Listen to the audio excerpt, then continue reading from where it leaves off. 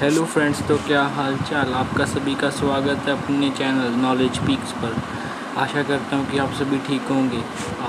आज हम पढ़ेंगे चैप्टर 2 आईसीएसई बोर्ड बायोलॉजी का structure of chromosome, cell cycle and cell division. अपनी पूरी कोशिश करूँगा कि इस चैप्टर को आपके सामने बहुत आसान तरीके से पेश करूँ कि जिससे आपको बहुत अच्छे से समझ आ जाए। ठीक है, और मैं बहुत ही आसान लैंग्वेज में पढ़ाऊँगा। आपको ऐसी वीडियो यूट्यूब में कहीं पर भी नहीं मिलेगी। ठीक है, तो फर्स्ट हम पढ़ेंगे व्हाट आर क्रोमोसोम्स। तो क्रोमोसोम्स बेसिकली होते क्या हैं वो हम पढ़ेंगे। देखो, मैंने आपके लिए स्क्रीन पे सारा खुद किया है। नोट्स ये मेरे अपने हैं। तो आप देख रहे होंगे स्क्रीन पे कि एक सेल का मैंने डायग्राम बनाया है। ठीक है, मैं इसको बड़ा कर देता हूँ। सेल का डायग्राम बनाया तो सबसे पहले बाहर क्या है, सेल मेम्ब्रेन। ठीक है, उसके अंदर क्या है, न्यूक्लियस। और न्यूक्लियस के अंदर जो ये डॉट्स सी है ना, ये क्या है, न्यूक्लियोलस। इसको हम क्या बोलते हैं, न्यूक्लियोलस। ठीक है, और आपको साइड पे दिख रहे होंगे ये क्रोमैटिन फाइबर, ये फाइबर दिख रहे होंगे, इनको हम बोलते हैं क्रोमैटिन फाइबर्स। तो ये ही क्रोमोसोम्स में बदल जाती हैं। कैसे बदलती हैं, क्यों बदलती हैं, वो हम डिस्कस करेंगे। तो सबसे पहले ये समझो कि जो ये क्रोमैटिन फाइबर्स हैं ना, जब ये किसी प्रोसेस में आ जाती हैं, जैसे कि माइटोसिस, मायोसिस, ये भी हम पढ़ेंगे। जब ये प्रोसेस में आ जाती हैं तो ये अपने आप को कंडेंस कर लेती हैं, हाईली कॉइल्ड कर लेती हैं अपने आप को। ठीक है, तो वो क्या बन जाते हैं, क्रोमोसोम्स। तो क्रोमोसोम्स बना होता है 2 सिस्टर क्रोमैटिड्स हैं। ठीक है, जो उसका क्रोमैटिड लॉन्ग होता है उसको हम बोलते हैं क्यूआम, जो शॉर्ट होता है उसको हम बोलते हैं पीआम। और जो क्रोमैटिड है ना, वो जो उसका जो क्रोमोसोम्स हैं, जो उसका ये जो सेंटर पॉइंट है ना, इसको हम बोलते हैं सेंट्रोमियर। क्या बोलते हैं इसको हम, सेंट्रोमियर। और ये किससे बना होता है, मेड ऑफ 2 सिस्टर क्रोमैटिड्स। ठीक है, ये देखो मैंने लिखा है 2 sister chromatids is equal to chromosomes. ये याद रखना है, ये 1 वर्ड में आ सकता है कि जो उसका सेंटर पॉइंट होता है क्रोमोसोम्स का, हम उसको क्या बोलते हैं, उसको हम बोलते हैं सेंट्रोमियर। तो नेक्स्ट है माइटोसिस। देखो, अब माइटोसिस से याद रखना कि एक थ्रेड लाइक स्ट्रक्चर होता है, उसको हम बोलते हैं माइटोसिस। एक थ्रेड लाइक स्ट्रक्चर, उसको हम क्या बोल देते हैं, माइटोसिस। अभी आप इतना पढ़ो, आगे हम पढ़ेंगे थोड़ा और डिटेल में। तो नेक्स्ट आता है क्रोमैटिन। क्रोमैटिन किससे बना हुआ है, क्रोमैटिन किस चीज़ से बना हुआ है, क्रोमैटिन बना है हिस्टोन से। हिस्टोन है प्रोटीन का नाम है, और डीएनए से। ठीक है,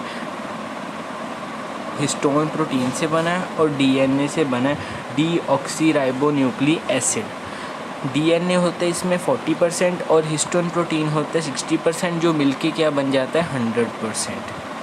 ठीक है, और जो हमारा क्रोमोसोम्स है उसकी डिस्कवरी किसने की थी, वॉल्थर फ्लेमिंग ने।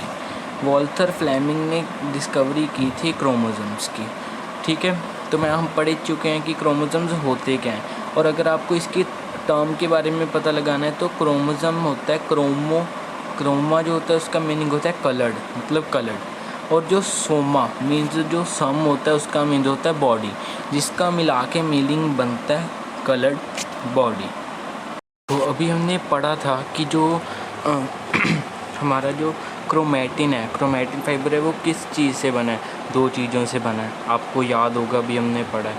क्या क्या, कमेंट ज़रूर करना, बताना कि आपको अच्छे से समझ आ रही है मैं जो भी आपको सिखा रहा हूँ, बता रहा हूँ।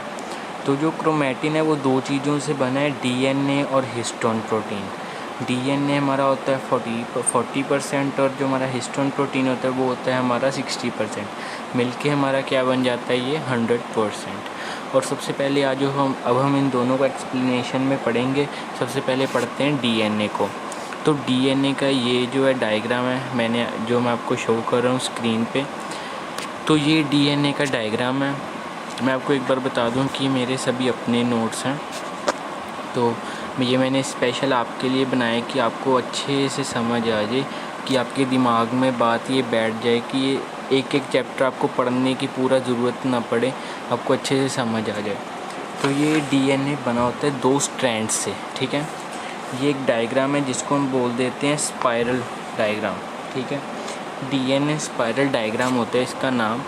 तो ये 2 स्ट्रैंड से बना होता है, एक स्ट्रैंड होता है ब्लू कलर का, एक स्ट्रैंड होता है रेड कलर का, ठीक है। तो सबसे पहले डीएनए में क्या क्या होता है, सबसे पहले एक तो नाइट्रोजनियस बेसिस होते हैं, शुगर होती है जिसका नाम है, क्या नेम है, पेंटोस, और फॉस्फेट से बना होता है, ठीक है। एमसीक्यू में पूछा जा सकता है और 1 वर्ड में, तो अच्छे से याद रखना है कि डीएनए बना होता है नाइट्रोजनियस बेसिस से, फॉस्फेट से और शुगर जिसका नेम क्या है, पेंटोस। तो क्या है, ये डबल स्ट्रैंड होता है, इसके बीच में नाइट्रोजीनियस बेसिस होते हैं। नाइट्रोजीनियस के बेसिस 4 तरह के होते हैं, कौन कौन से, एडेनाइन, ग्यूनाइन, साइटोसाइन थे थाइमाइन, ठीक है। ये यहाँ पे लिखे हुए हैं कैपिटल लेटर्स में, ये डायग्राम होती है इसकी। और ये जो ग्यूनाइन, ये जो नाइट्रोजीनियस बेसिस है ना, इनके बीच में जो होते हैं उसको हम बोलते हैं हाइड्रोजन बॉन्ड्स। ये क्या होती हैं इनके बीच में, ये जो डॉट्स हैं इनके बीच में, ये होती हैं हाइड्रोजन बॉन्ड्स, और ये होते हैं नाइट्रोजीनियस बेसिस, ठीक है। ये होती है नाइट्रोजीनियस बेसिस। अब आपके दिमाग में आ रहा होगा कि मैंने तो आपको बताया था कि शुगर भी होती है पेंटोस और फॉस्फेट भी होता है, तो आपको कि वो कहाँ पे होता है, जहाँ पर मैंने ये देखो बनाया है शुगर, ये शुगर होती है थोड़ी हेक्सागन शेप में इन्होंने दिखाया है, शुगर वो होती है पेंटोस, और जहाँ पर हमारा स्ट्रैंड ख़त्म होता है, जहाँ से आगे शुरू होता है उसके बीच में जो डिस्टेंस होता है वहाँ पर हमारा होता है फॉस्फेट, ये हमारा होता है फॉस्फेट। ये हो गया हमारा बेस फॉस्फेट और शुगर पेंटोस, ठीक है। तो अभी हमने क्या पढ़ा कि डीएनए है, अभी हमने क्या, सॉरी वो नीचे हो गया था कि, तो अभी हमने क्या पढ़ा कि डीएनए क्या होता है, 2 स्ट्रैंड से बना होता है, एक ब्लू स्ट्रैंड होता है, एक रेड स्ट्रैंड होता है, और इसके बीच में नाइट्रोजीनियस बेसिस होते हैं। नाइट्रोजीनियस बेसिस के नाम है ग्यूनाइन, थाइमाइन, एडेनाइन और साइटोसाइन, और डबल स्ट्रैंड से बना होता है, और इसके बीच में हाइड्रोजन बॉन्ड्स होते हैं नाइट्रोजन बेसिस के बीच में। शुगर पेंटोस से बना होता है, और क्या होता है, फॉस्फेट, ठीक है। नेक्स्ट आ जाओ हिस्टोन प्रोटीन्स। अब हिस्टोन नाम से हमें पता चल रहा है कि किससे रिलेट करता है, प्रोटीन से। अब ये फ़्लो चार्ट को अच्छे से देखना बहुत इंपॉर्टेंट है, ये फ़्लो चार्ट अच्छे से देखना। हिस्टोन क्या है, कलेक्शन ऑफ प्रोटीन्स, ठीक है। और जब ये प्रोटीन्स होते हैं ना, कॉइलिंग करना शुरू कर देते हैं, जब मतलब एक दूसरे के साथ मतलब मिलके बनना शुरू कर देते हैं, तो पैकेजिंग करते हैं डीएनए की। कितने इसमें पैकेजिंग किसकी होती है, डीएनए की, जिसमें क्या होते हैं 8 हिस्टोन प्रोटीन्स होते हैं, 8 करके पैकेजिंग बनाते हैं, जिसको हम बोल देते हैं न्यूक्लियोसम। क्या बोल देते हैं, न्यूक्लियोसम। देखो हिस्टोन नाम से ही पता चलता है किससे रिलेट कर रहा है, प्रोटीन से। हिस्टोन क्या है, कलेक्शन है प्रोटीन्स की, और ये जो प्रोटीन्स है ना, ये कॉइलिंग स्टार्ट करना शुरू कर देते हैं, मतलब एक दूसरे के ऊपर चढ़ना शुरू कर देते हैं, और ये ग्रुप बना लेते हैं 8 प्रोटीन्स का, ठीक है। 8 प्रोटीन्स का ग्रुप बनाना शुरू कर देते हैं, जिसमें क्या बनती है, पैकेजिंग होती है डीएनए की, जिसको हम बोल देते हैं न्यूक्लियोसम, जिसको हम बोल देते हैं न्यूक्लियोसम। अब नेक्स्ट हमारा, और मैं आपको एक चीज़ बताना भूल गया कि जो न्यूक्लियोलिज्म होता है ना, हमारी ह्यूमन बॉडी में मिलियंस ऑफ न्यूक्लियोलिज्म पैदा होते हैं, बहुत मतलब मिलियंस ऑफ न्यूक्लियोलिज्म होते हैं। और अब हमारा नेक्स्ट टॉपिक आ गया स्ट्रक्चर ऑफ क्रोमोसोम्स। हमने पीछे भी पढ़ा कि होता क्या है क्रोमोसोम, जब जो क्रोमैटिन फाइबर्स हैं, जब वो किसी प्रोसेस में आते हैं माइटोसिस में, तो वो अपने आप को कंडेंस कर लेती हैं, हाईली कॉइल्ड कर लेती हैं, जिससे वो क्या बन जाती हैं, क्रोमोसोम्स।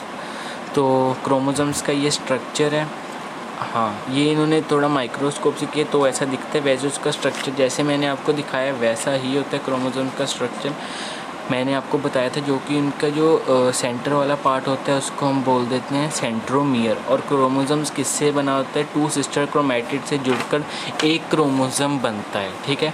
2 सिस्टर क्रोमैटिड जब जुड़ जाती हैं तो एक क्रोमोसोम बनता है, और जो उनका सेंटर पॉइंट होता है वो उसको हम क्या बोल देते हैं, सेंट्रोमियर। क्या बोलते हैं, सेंट्रोमियर। तो ज़्यादा इम्पोर्टेंट चीज़ें हैं ना, वो मैं आपको ऐसे बुक में से ले के दिखा रहा हूँ। और ये जो जीन्स होते हैं ना, जेनेटिकली जो जेनेटिक्स होते हैं, तो ये जो भी चैप्टर में आता है बहुत ही इम्पॉर्टेंट होता है ये टॉपिक, ठीक है। वो हमें पता है कि जीन्स, तो ये मज़ेदार है चैप्टर, आपको अच्छे से मैं आशा करता हूँ कि आपको अच्छे से समझ आ रहा होगा। देखो, व्हाट आर जीन्स, जीन्स होते क्या हैं। अब आप अपनी लाइफ में देखो कि आपकी आँखें हैं, आपके पापा से मिलती होंगी, आपकी मम्मा से मिलती होंगी। आपके बाल देखो स्ट्रेट जैसे हैं, या तो आपके पापा से, ये सभी जीन्स होते हैं, ठीक है, जो हमें अपने पेरेंट्स से मिलते हैं टू द ऑफस्प्रिंग्स, ठीक है। ये हो गए जीन्स।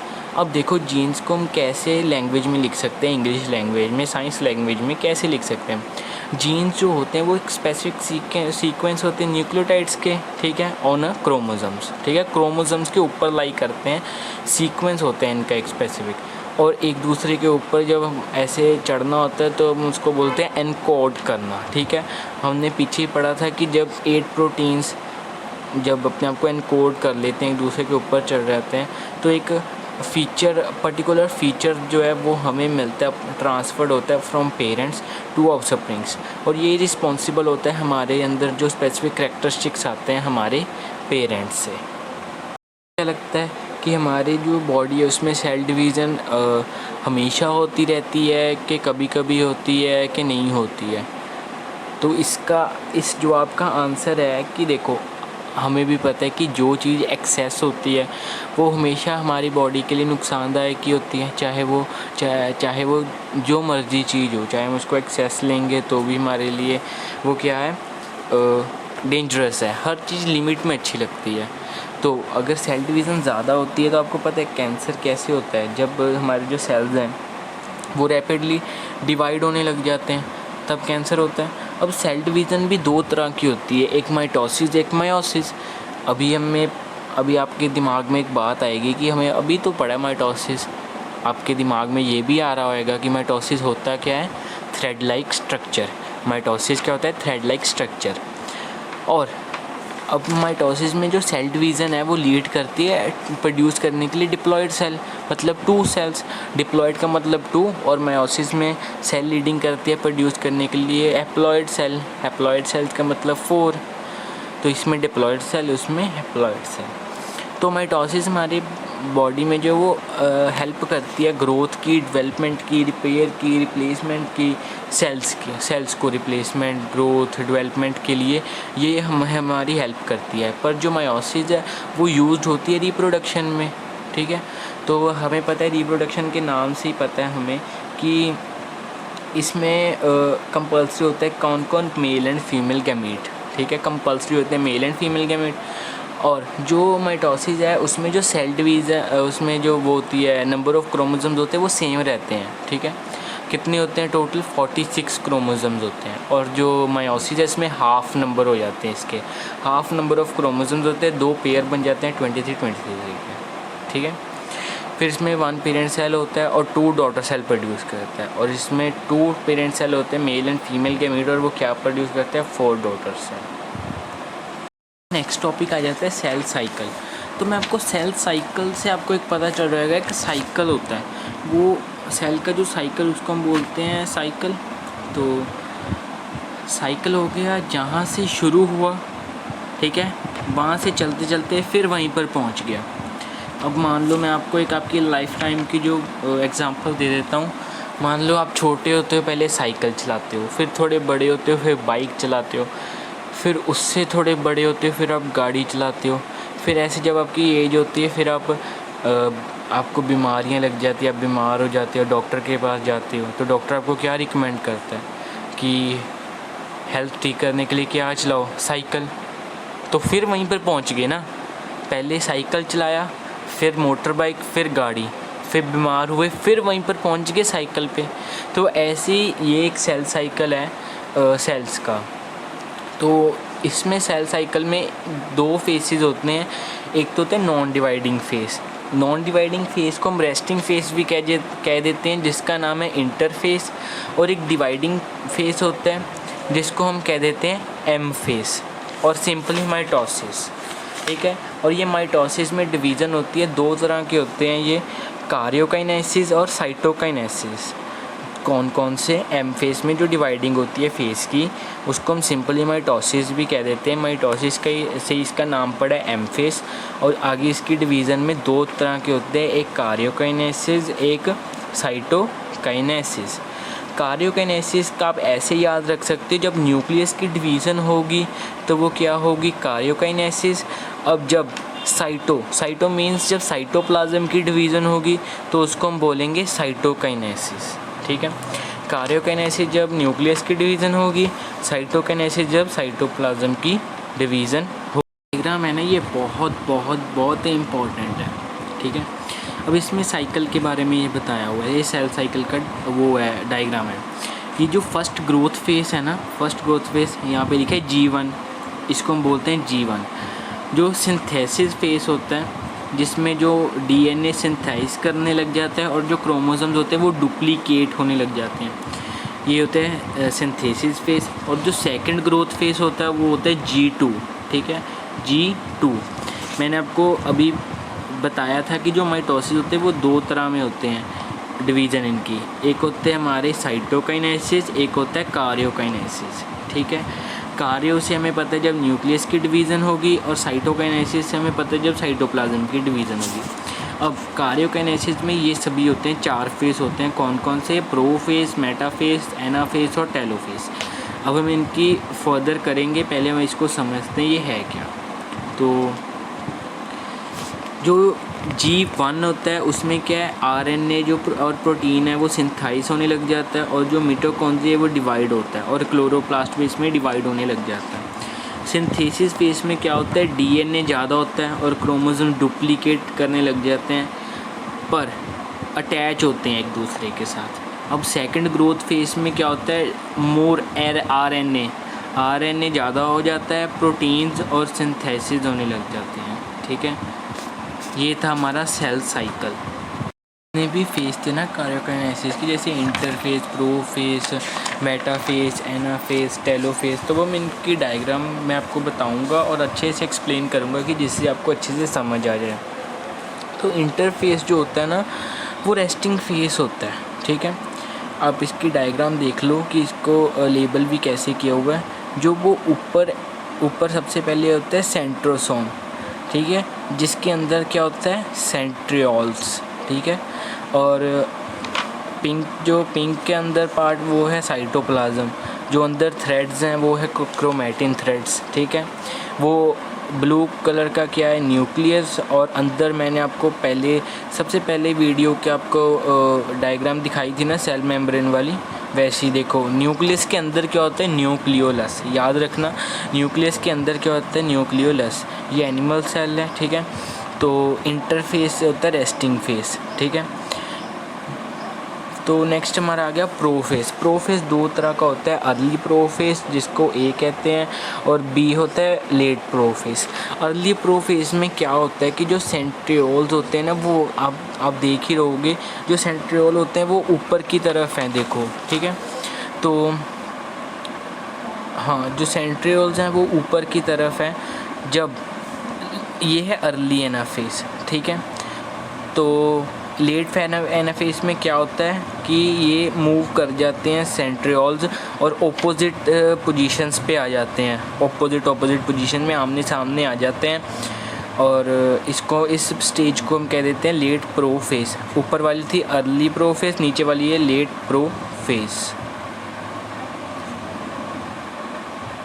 ठीक है। तो नेक्स्ट है अपनी मेटाफेस। मेटाफेस में क्या होता है कि जो क्रोमोसोम्स है ना वो लाइन में आने शुरू हो जाते हैं, ठीक है, एट द इक्वेटर में लाइन में आने शुरू हो जाते हैं। जैसे जब हमें दिख जाए कि क्रोमोसोम्स लाइन में, तो हमें तभी पता चल जाएगा ये कौन सी स्टेज है, मेटाफेस स्टेज है। तो ईच क्रोमोसोम्स है ना वो अपनी स्पिंडल फाइबर जो है साइड पर, जो आपको ये लाइंस दिख रही होंगी, इससे अटैच्ड होता है, ठीक है। और इनके बीच में क्या होती है, ये सेंट्रियोल्स, ठीक है। जैसे ये लाइंस आपको दिख रही होंगी, ये लाइंस, ये इससे अटैच होता है। तो इसके बाद हमारा आ जाता है एनाफेस। एनाफेस में क्या होता है कि जो सेंट्रोमियर है वो अटैच होता है सबसे पहले तो क्रोमोसोम्स के बीच में होता है, सेंट्रोमेयर हमें पता है।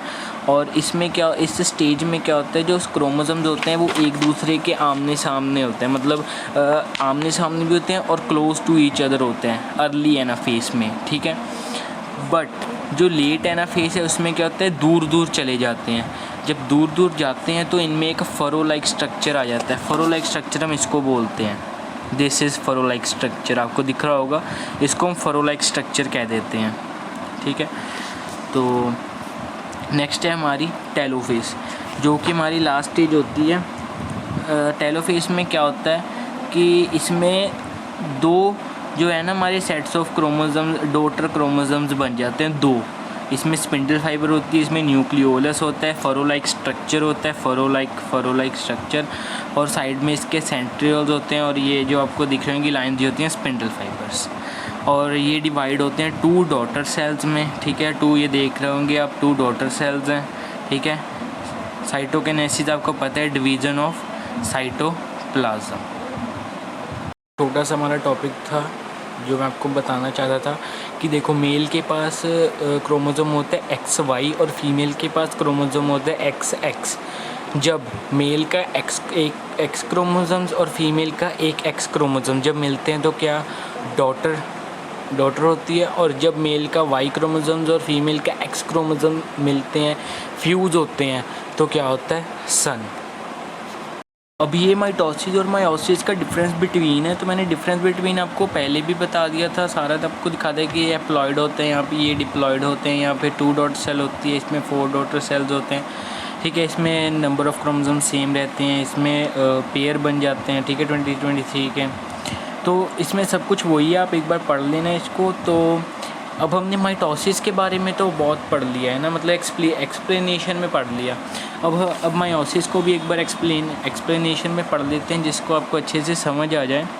देखो, मायोसिस, मायो का मीनिंग होता है लेसन, मतलब कम, मतलब रिड्यूस होना, ठीक है। इसमें मैंने आपको बताया था कि नंबर ऑफ़ क्रोमोसोम्स लेसन होते हैं, मतलब कम होते हैं, ठीक है। और ये जो मायोसिस है वो आप सभी को पता होना चाहिए कि ये कब टेक्स प्लेस करती है, कैसे यूज़ होती है, रिप्रोडक्शन में, ठीक है। तो और इसमें नंबर ऑफ़ क्रोमोसोम्स जो होते हैं वो हाफ़ होते हैं, मैंने आपको बताया था, 23 मेल 23 फीमेल, टोटल क्या होते हैं 46। और मायोसिस में अब मैंने आपको बताया कि क्योंकि ये रिप्रोडक्टिव में यूज़ आता है, तो मायोसिस में क्या क्या कंपल्सरी है, मेल एंड फीमेल गैमेट, ठीक है। Means maternal and paternal, maternal mother को कह देते हैं और पैटर्नल फादर को कह देते हैं, ठीक है। ये था सभी ओवरव्यू मायोसिस का। क्या होता है, ये प्रोसेस होती है क्रॉसिंग ओवर प्रोसेस, ठीक है, क्रॉसिंग ओवर प्रोसेस। तो इसमें मैटरनल मैंने आपको बताया मदर, और पैटर्नल मैंने आपको बताया किसको बोलते हैं, फादर को, ठीक है। देखो, ये रिप्रोडक्टिव ऑर्गन्स में यूज़ होते हैं। तो जैसे मैटरनल आपने देखा क्या है, वो येलो कलर का, और पैटर्नल मींस फादर का जो क्रोमोसोम वो क्या, पिंक कलर का। देखो, वो मीट कर रहे हैं ना पॉइंट पे, ये देखो, ये पॉइंट, जिस पॉइंट पे ये मीट कर रहे हैं उसको हम बोलते हैं चेस्मा। इसको क्रॉसिंग ओवर प्रोसेस कहते हैं, ठीक है। जहाँ पर मीट कर रहे हैं उसको हम बोलते हैं चेस्मा। और जब ये मीट कर देते हैं तो जो इसका जितना वो पिंक पार्ट है वो येलो की तरफ चला गया, और जो इसका येलो पार्ट है वो पिंक की तरफ चला गया, ठीक है। तो यहाँ पर हमारा चैप्टर ख़त्म होता है। होप करता हूँ कि आपको चैप्टर अच्छे से समझ आ गया होगा। तो अगर आपको मेरा वे ऑफ टीचिंग कैसा भी लगा तो प्लीज़, अगर आपको कोई भी थोड़ी दिक्कत हुई तो कमेंट ज़रूर करना। देखो, एक वीडियो को बनाने में बहुत ज़्यादा मेहनत लगती है। प्लीज़ सब्सक्राइब और शेयर और लाइक ज़रूर कर दिया करो please. Thank you, thanks for watching.